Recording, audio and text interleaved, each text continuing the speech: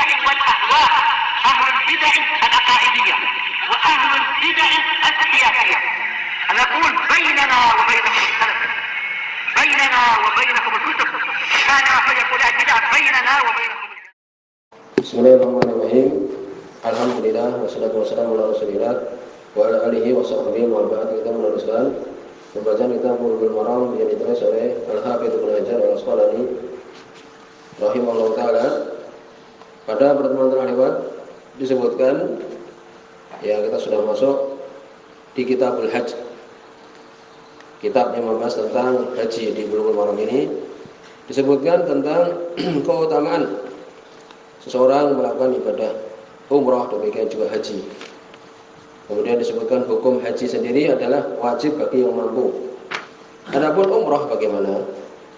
Apakah kalau dia mampu wajib melakukan? Sudah selesai pembahasannya, yaitu hukum umrah sendiri adalah sunnah. Wallahu a'lam demikian. Jadi hukum melakukan ibadah umrah itu adalah sunnah. Kemudian dibahas al-umrah ala ahli Mekah. Umrah untuk orang yang tinggal di Mekah, asli Mekah. Bagaimana hukumnya? Sebutkan oleh Abdullah bin Abbas radhiyallahu anhu, sebagaimana di Musnad Ibnu Abi Syaibah, Syekh Muhammad bin Izam di sini menyebutkan bahwa sanadnya sahih, bahwa beliau radhiyallahu anhu mengatakan, ya ahli Mekah, wahai ahli Mekah, la umrah lakum, tidak ada umrah untuk kalian. Inama umratukum, sungguhnya umrah kalian itu at-tawaf bil bait, mengelilingi Ka'bah saja, tawaf saja, itu umrah kalian. Dan umrah memang singkat dan sederhana. Ya, kalau seorang melakukan umrah, baik kita dari Indonesia melakukan umrah, kemudian berangkat itu mau memakai baju ihram, kemudian melewati miqat, tempat pintu masuk ketika melakukan umrah itu, kemudian masuk ke negeri Saudi Arabia namanya. Kemudian apa? Memakai baju ihram, kemudian tawaf. Kemudian di situ nanti ada sa'i, ya. Demikian juga nanti mencukur rambut, ya terakhir itu. Demikian, ini mudah umrah. Oleh karena itu, di sini disebutkan oleh Abdullah bin Abbas radhiyallahu anhu bahwa umrah itu untuk orang-orang Mekah tidak ada, hanya tawaf saja. Demikian disebutkan. Bisa dilakukan selama mungkin kurang dari 1 jam umrah itu. Kalau ini dekat umpamanya dari Mekah. Jadi manasiknya sendiri adalah sebentar saja sebenarnya. Sebagian mengatakan ya bahwa ada untuk orang Mekah itu melakukan ibadah umrah. Sebagian mengatakan bahwa Aisyah radhiyallahu anha waktu itu sebenarnya dalam Sahih Bukhari dan Sahih Muslim, beliau dalam keadaan haid. Ya. Kemudian ketika selesai haid, kemudian Nabi merintahkan saudaranya Abdurrahman untuk membawa Aisyah keluar dari Mekah untuk melakukan umrah. Jadi ini menunjukkan boleh, sebagian mengatakan seperti itu. Tapi ulama semua para ulama oleh Ibnu Qudamah bahwa waktu itu Aisyah radhiyallahu anha melakukan umrah tersebut untuk menghibur hati beliau saja. Ya, demikian disebutkan. Sebutkan oleh para ulama demikian. Sebutkan di halaman 765 di sini disebutkan oleh Ibnu Qudamah bahwa apa yang dilakukan oleh Aisyah, ya Nabi merintahkan inama a'maruha minat tan'im, sesungguhnya Nabi SAW mengizinkan Aisyah untuk melakukan umrah dari Tan'im, keluar dari Mekah itu qasdan li tatyib qalbiha, bermaksud untuk menghibur hatinya, wa ijabatan mas'alatiha, menjawab permintaan dia. Demikian.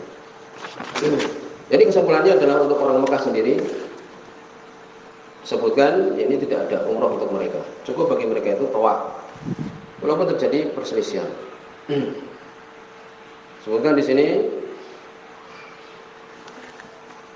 dohir ucapan para ulama terdahulu itu tidak wajib ya. Laisa alaihi, yang tidak atasnya. Bi khilaf ma dhahaba ilaihi Syaikhul Islam Ibnu Taimiyah wa Tirmidzi Ibnu Qayyim rahimahullahu ta'ala alaihima. Berbeda dengan ucapan Syaikhul Islam, demikian juga Ibnu Qayyim.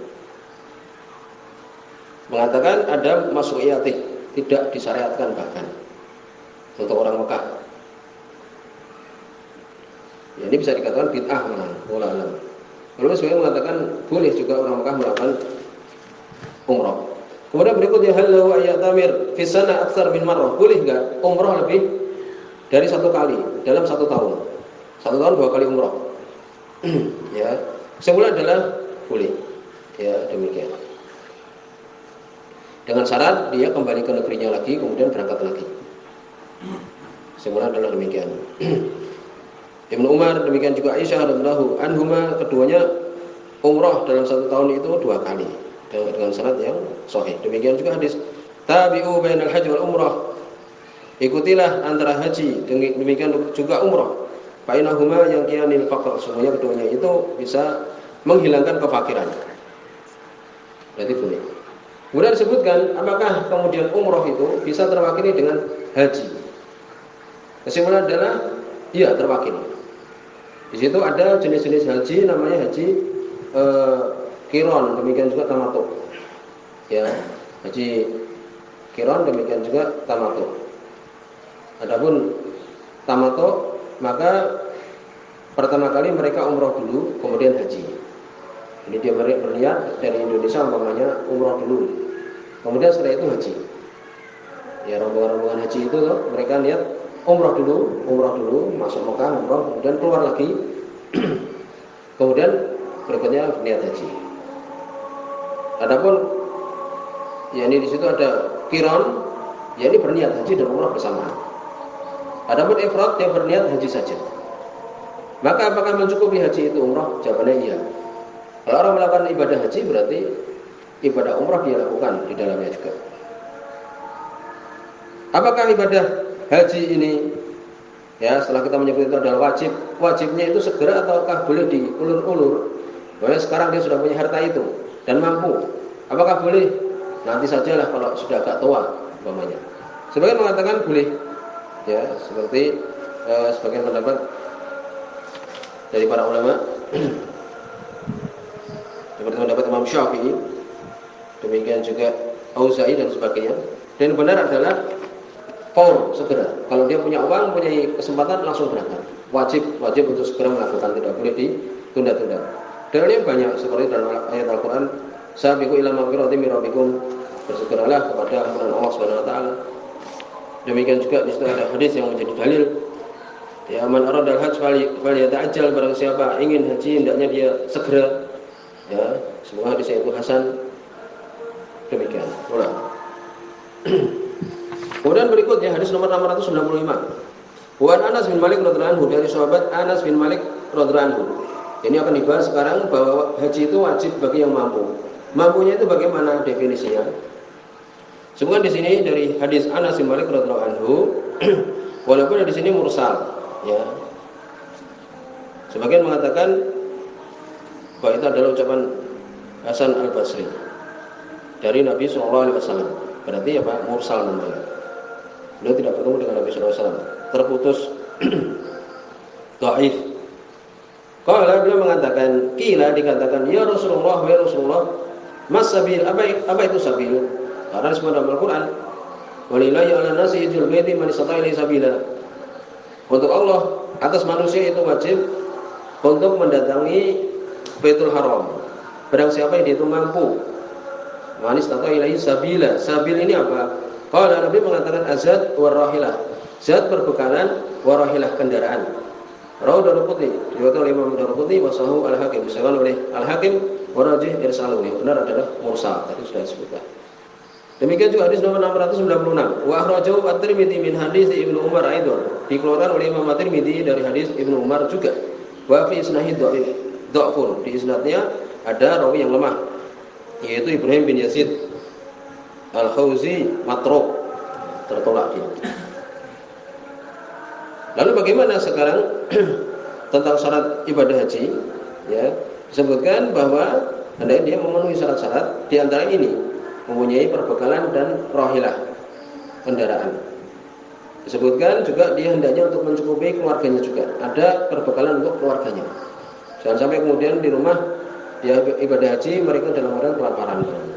Situ ada hadis kafa bil mar'i isman ayyudhi mimma ya'ul. Cukup seorang itu bersalah dengan dia itu menelantarkan apa yang dia wajib mengurusinya. Demikian. Demikian juga jalan menuju ke sana aman dan sebagainya. Bukan di sini syarat-syarat. Wajibnya haji yang pertama Islam, jelas. Kemudian yang kedua berakal. Yang ketiga bulugh. Ya ini sudah balik, sudah umur 15 tahun atau 16 tahun kira-kira itu atau lebih. Kemudian al-huriyah, merdeka, bukan budak. Karena budak wajib mengikuti perintah tuannya.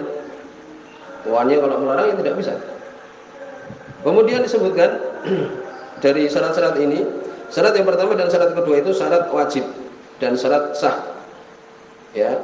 Sedangkan syarat yang ketiga yaitu sudah balik itu syarat wajib dan memenuhi. Jadi kalau ada anak kecil 10 tahun haji, maka ini bukan syarat yang wajib. Nanti ketika dia sudah balik harus haji lagi kalau mampu. Paham? Demikian. Sah memang hajinya. Tetapi apa? Dia wajib mengulangi kalau belum balik. Ini demikian sebutkan. Kemudian apa itu definisi mampu? Ya, disebutkan mampu adalah istita'ah kulli insan bihasbihi. Namanya mampu itu tergantung dari manusianya itu, orangnya itu. Kadang-kadang ba'dhum la yahtaj ila rahilah, sebagian tidak butuh kepada kendaraan dekat umpamanya, dekat dari Mekah. Ya. Bisa berjalan, kan demikian. Kalau kita tidak mungkin berjalan, sulit kan. Ba'dhum la yahtaj ila zat, sebagian tidak butuh pada perbekalan dekat umpamanya. Jadi tergantung. Sebagian dia tidak mampu untuk berangkat tapi dia punya uang untuk membayar orang. Ya ini mengangkat dia terus di kursi roda umpamanya. Berarti dia mampu berarti. Demikian. Jadi semua tergantung dari keadaan masing-masing. Ya, demikian. Kemudian perbekalan juga. Dia mempunyai perbekalan, mampu padanya. Kalaupun umpamanya dekat berarti perbekalan yang cukup bagi dia atau mungkin ada di sana dia dapati sesuatu untuk makan dan minum umpamanya. Tetapi dia hendaknya memperhatikan juga keluarga dia juga yang dia tinggalkan. Apakah dia belum mampu tapi bisa berhutang? Boleh enggak? Disebutkan oleh para ulama, annahu la yajib alaihi hajj, tidak wajib. Ya, tidak wajib. Ya, karena dia harus berhutang, tidak wajib. Tidak perlu hutang. Ya, demikian.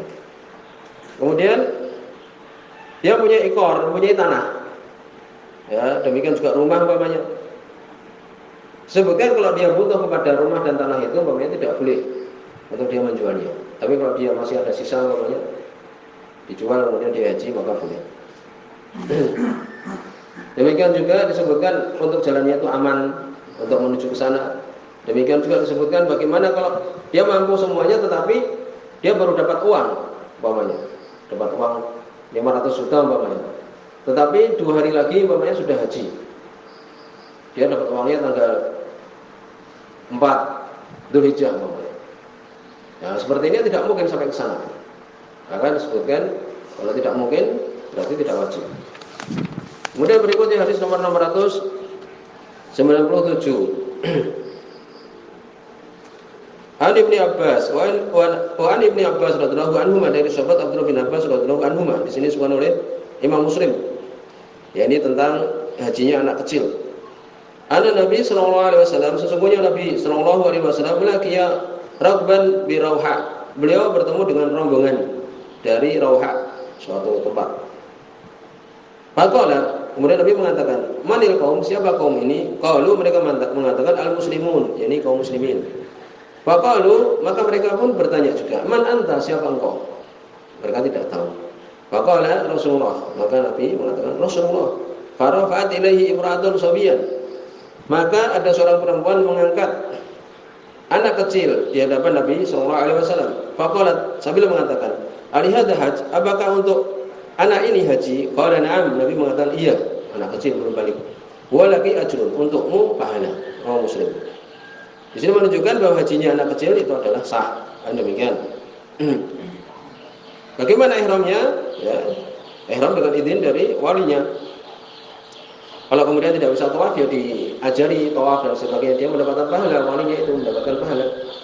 Demikian juga wukuf di Arafah, ya, anak kecil itu diajak untuk wukuf di Arafah, demikian juga tidur di Musdalifah, demikian. Sampai di sini subhanallah wa bihamdihi, asyhadu an la ilaha illa anta, astaghfiruka wa atubu ilaik.